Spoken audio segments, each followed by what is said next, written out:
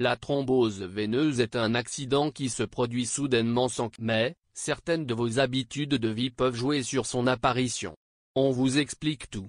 Tous les ans dans l'Hexagone, il y a environ 50 000 et 100 000 nouveaux cas de thrombose. Pour limiter les complications, il ne faut pas perdre une seule seconde. En effet, les conséquences peuvent être dramatiques, alors il faut être pris en charge très vite. On vous explique tout ce que vous devez savoir sur ce phénomène dans cet A. Pour commencer, est-ce que vous savez ce qu'est une thrombose? Concrètement, il s'agit d'un caillot de sang qui se constitue dans un vaisseau sanguin, une veine. Elle peut être aussi nommée phlébite.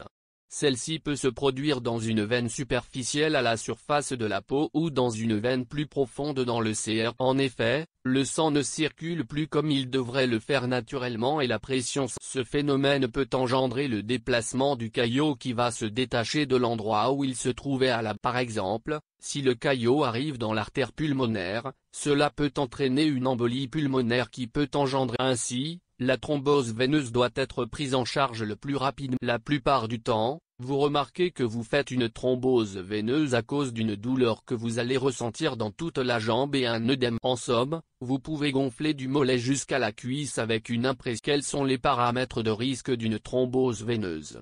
En réalité, vous pouvez être une personne à risque si votre coagulation sanguine et circulation veineuse. Par exemple, l'apparition de varices signifie que vous avez une insuffisance. Cela engendre un ralentissement de la circulation du sang dans les veines. Alors, un changement de ces critères de coagulation peut aussi avoir un impact. En effet, par exemple, pendant une grossesse, le risque de faire une phlébite est beaucoup plus important. Il est même multiplié par 4. La sédentarité, le manque d'activité sportive, l'immobilisation répétée et prolongée sont également. La thrombose veineuse est donc aussi plus courante chez les personnes qui sont hospitalisées. De plus, l'obésité, le surpoids, l'âge, le tabac jouent un rôle non négligeable dans le risque de thrombose. Par ailleurs, certains traitements hormonaux tels que la pilule contraceptive qui vous apporte des estrogènes peuvent être responsables de ce problème. Dans une moindre mesure, un long trajet en voiture ou en avion d'environ 8 heures peut provoquer des risques de thrombose. Que signifie la thrombose artérielle?